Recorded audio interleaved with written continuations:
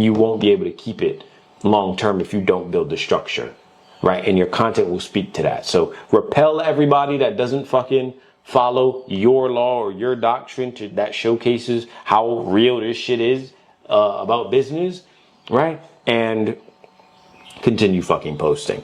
And so your final decree: you are not broke, you are broken.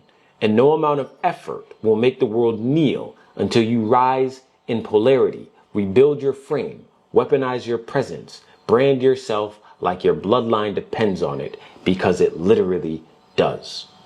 Consider yourself warned.